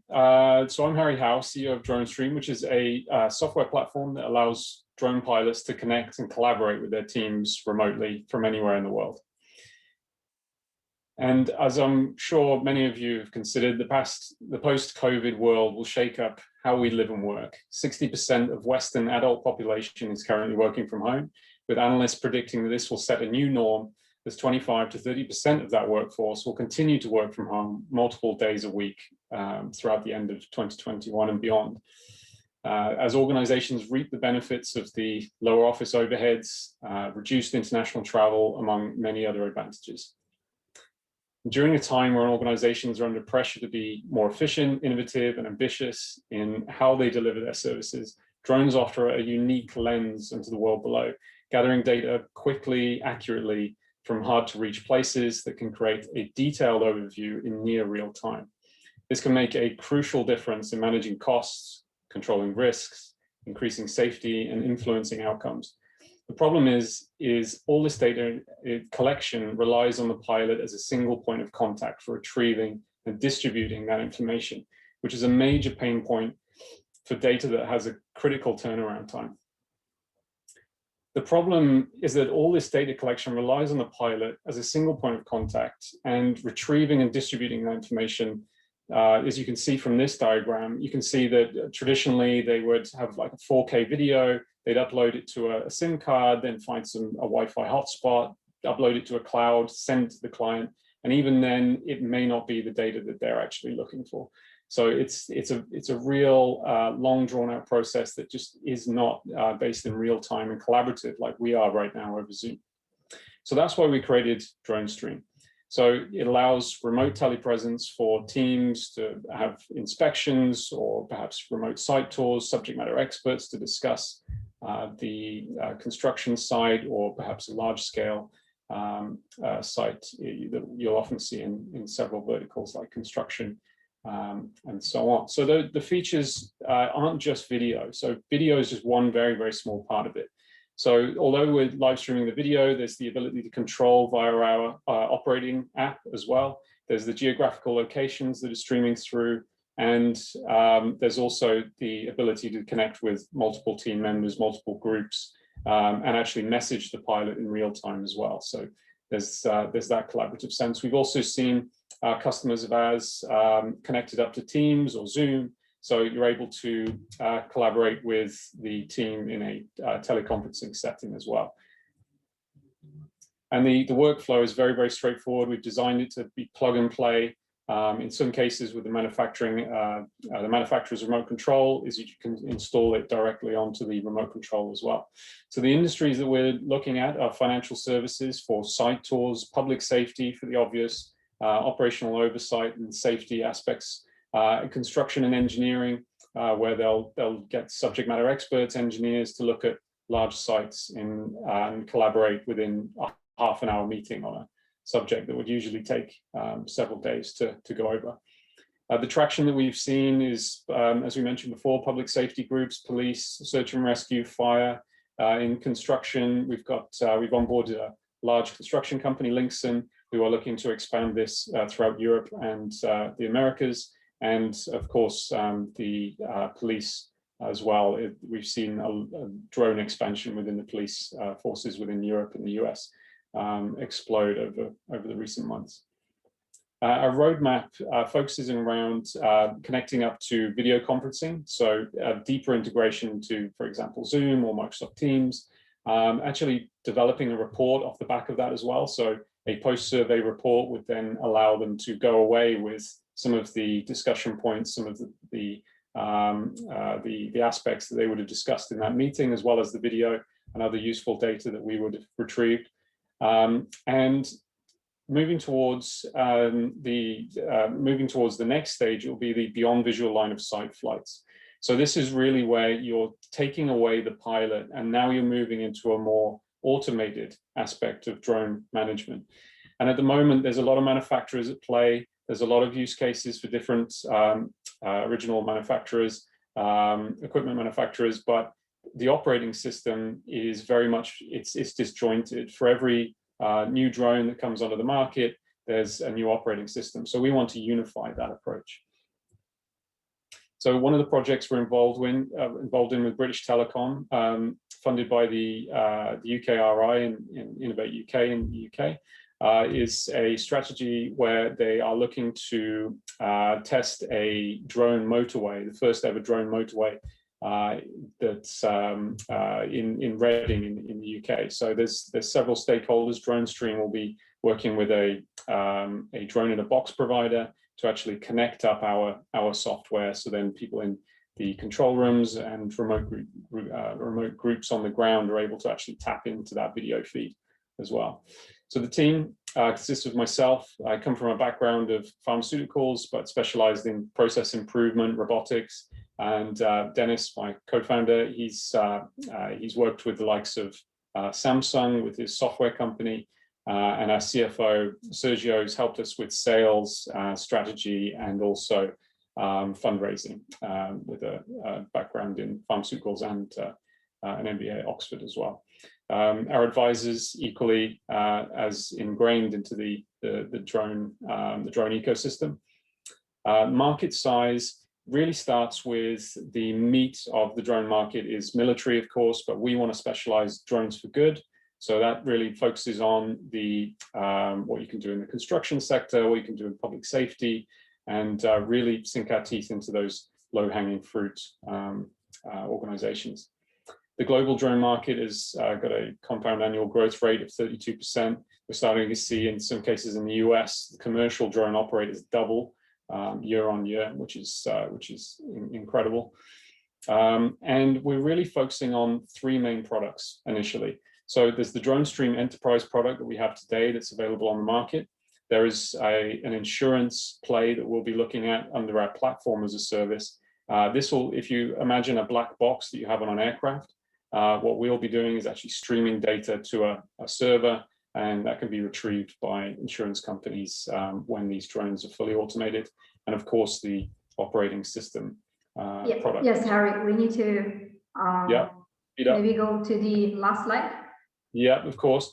So what are we seeking for investment? We are looking to fund our R&D, so integration into the video conferencing tools, because these really are what people are used to seeing on the other side of reviewing data these days. So instead of using our own platform to view, it's actually plug into what people are already using today. Marketing in our key verticals and geographies, and increase our sales count to push the land and expand tactic that we've known to be successful. And we'll be looking to raise between 500,000 and £1 million to push ahead in this aspect. Thank you very much. And yeah, we'd love to loop in any investors that share our long-term vision, have a growth mindset, can help us scale quickly, and have connections across the verticals that are appropriate for us. So thank you, and hope you can join us on our remote working in a world without boundaries. Thank you. Yes, Ying, we have time for one question. Okay, so my question would be like, how do you work with like different drone manufacturers? Because as you say, there are different drones, and they might there's no like a unified way. So what's the relationship? Do you have to lease? Do you lease these drones, or is it part of the service? Yeah. It's a great question, and how we do that is each one of these drone manufacturers has some form of API SDK that we can actually jump into. So our system would be an overlay onto their pre-existing system. So, you know, save a company having to get used to a new layout each time, similar to how you would have a Microsoft to a Dell, you would use a HP, a Dell, different manufacturers of PC, but you would be familiar with the Microsoft platform to use on that particular device. So that's what we hope to do with drones. And it's very hands-off as far as the manufacturer is concerned. Of course, it'd be great to have that collaboration, but at the same time, they provide SDKs, APIs that we can tap into and use.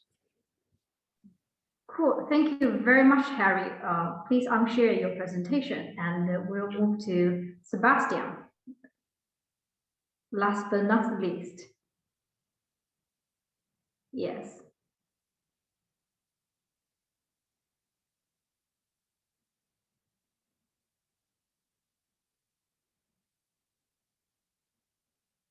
Yes, we can see your screen, Sebastian.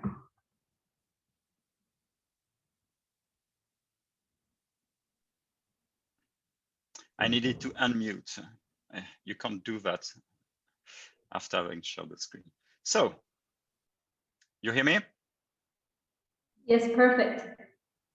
So, I'm Sebastian Archambault, founder and CEO of Handiscover. And on the picture, I'm here with my son, Theo, who's 16 years old, and who has a muscle disease and is a wheelchair user. And basically through Theo and his peers, we came to realize as a family how challenging it was to handle daily life and travel when having a disability. Not so much due to infrastructure, because a lot of things done, but more due to the lack of reliable information when it comes to accessibility.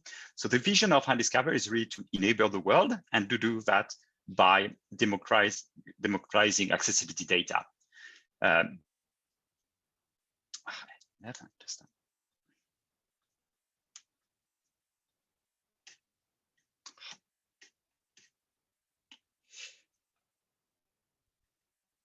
I don't understand why it's impossible to.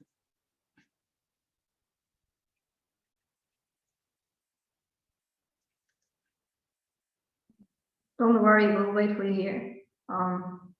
Yeah, I just don't understand why you can't change. You can't change slide. I'm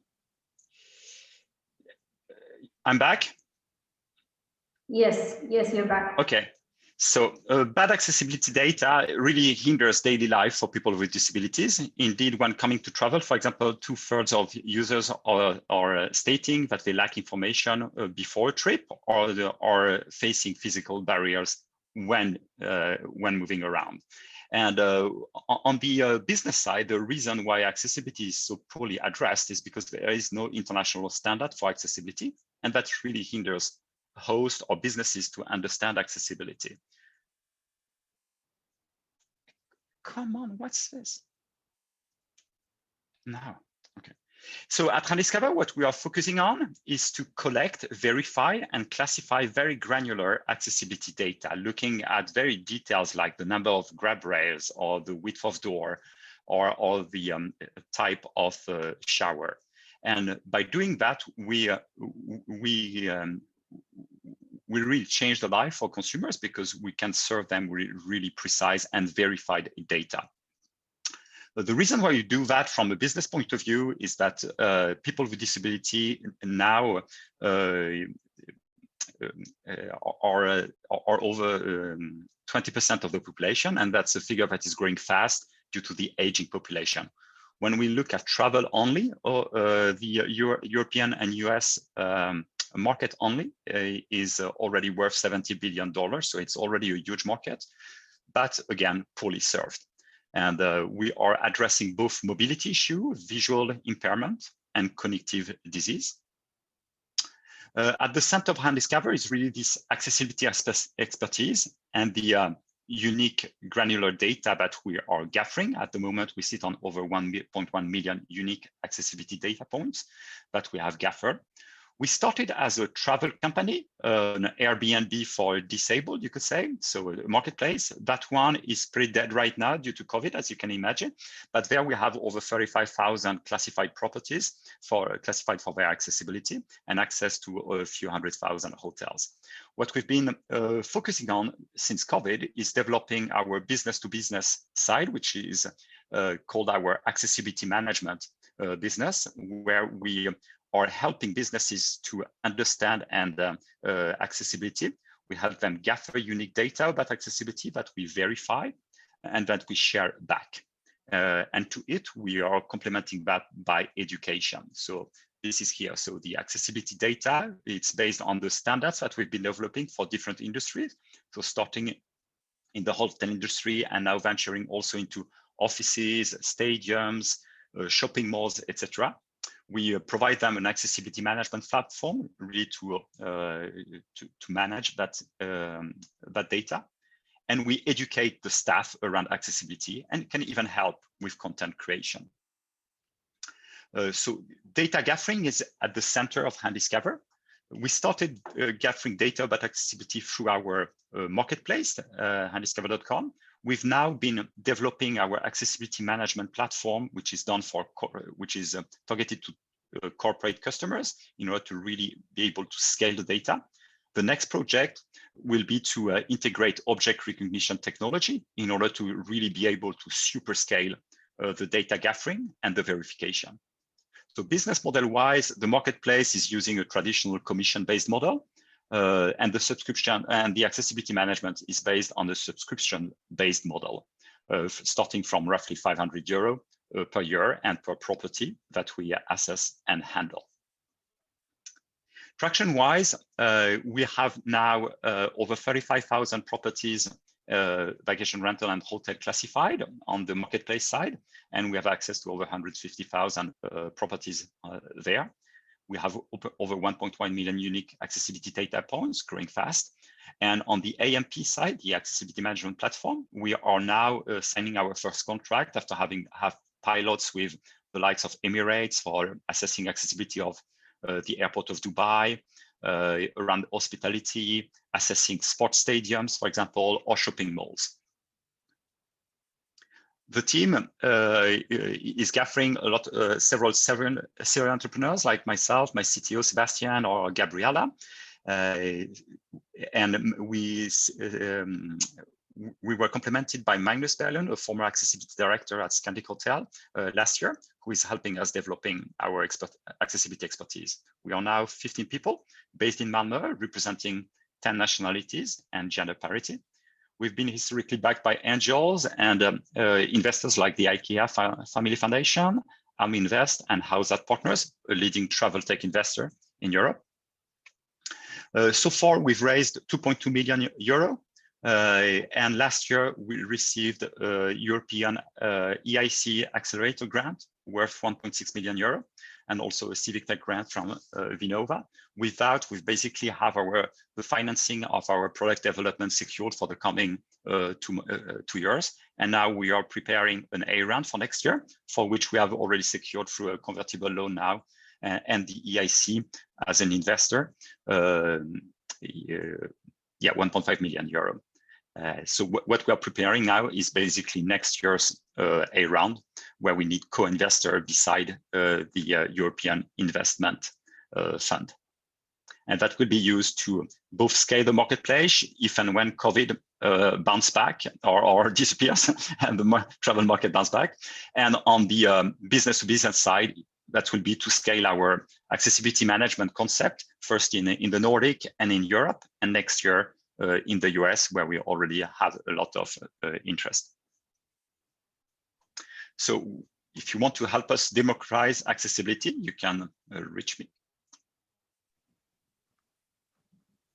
So yeah, I have a question regarding like like the data business. So how do you collect the data, first of all, and how do your customers utilize this kind of data? Can you give me some examples? Yes, so in the data collection, so is based on our unique questionnaire of accessibility that we've developed through the years, first for mobility and now even targeting, addressing even hearing impairment, visual impairment, cognitive disease and allergies. The data is being validated by our QA team by requesting some mandatory pictures for all the bottlenecks of accessibility when it comes to a venue, being a hotel or a shopping mall or a stadium.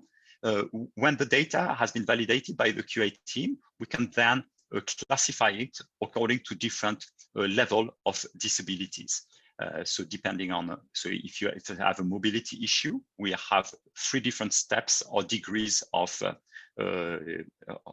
mobility challenge, basically, whether you can still walk a little bit or handle 1 step at a time or need a fully accessible place. And that's based on our own algorithm that we've developed through the years. And the second question was around how our customers are using it. So basically with the accessibility management platform or program, what we are doing is that we are helping businesses address basically almost 20% of the population that we are not addressing properly today, because most businesses do not feature any information about accessibility. And what we are doing, so by providing our accessibility management system, we gather their data about accessibility that we verify the same way as we did previously on the marketplace. And we share back that data through a widget that our customers can install with just a few lines of code, an iframe. That showcases the accessibility of the place, and that is being basically updated live as data is being updated. So the accessibility management system is a kind of a CRM, basically, where we also will be reminding the customers to refresh the data regularly, because accessibility data is very much a fresh product. Getting access to data that is 4 years old does not help much, basically. So data stamping the data is really core for us. Well, thank you so much, Sebastian, for the answer. So here comes to the end of our founders pitching session. I'm just wondering, Ying, like, how could the founders reach out to you if they have any questions? Yeah, so please feel free to reach out via LinkedIn or via my email. I don't know if you all have access to my email. I will share your email with the founders. Yeah, exactly. So it's 10 minutes is really short. So I hope to continue dialogue with you. So feel free to reach out, and otherwise I might get back to you within like next week or so. Then for, of course, like companies that in our stage and in relevant vertical, then I would also want to have like a follow-up meeting. Yes, and Rickard, if any founders have any law-related questions, how can they reach out to you? Yeah, I think that you have my email and contact details, so they can probably reach out to you, and please feel free to share them. Otherwise, I'm quite easy to find on the internet, so just feel free to reach out. Yes. So before we end the session, do you guys have any final questions for YingYing? Well, I guess it seems that everybody has asked all the questions. I have one if we have time. Yes, please go ahead. I'm just curious. You've answered so many questions tonight, but I'm mostly curious. What question haven't we asked you that we should have? Oh, that's a very good question. I would say maybe something that more sort of related to fundraising maybe. So I think we don't really have that much time to cover like fundraising specific questions. But then if you want to get any advice specifically for fundraising, please feel free to reach out, and then I will try my best to answer. Because I guess that's maybe the most relevant topic for most of you right now is to, so for example, how to approach investor during the fundraising process, like do's and don'ts, and what would be like the best way to reach out to the CVC, etc. So yeah, fundraising related questions, I don't think we touched upon that much today, but then if you have any, please reach out. Thank you. Yes, thank you guys. So like I mentioned in the beginning of this session is that the purpose of the workshop is to help global investors to get to know some amazing entrepreneurs here in Malmö. So I really hope that you have seen that we have very interesting community here. So next time when you will be scouting deals, feel free to yes, to look into Skåne region. I was planning to visit Malmö and also Vinge, and of course Malmö Startup and Skåne Startup before, right before pandemic, and then yeah, you know what happened. So I haven't been able to travel that much, but of course when we can travel again, I would like to visit all of you yeah, in Malmö. Yes. Well, thank you so much for you guys joining us this afternoon, and I hope you will, enjoy the warm spring. And yes, have a nice evening. I think this is the end of the workshop. Thank you. Have a nice evening, everyone. Thank you, guys. Bye. Thanks, everyone. Bye. Thank you. Thank you. Bye-bye. Thank you. Yeah, bye.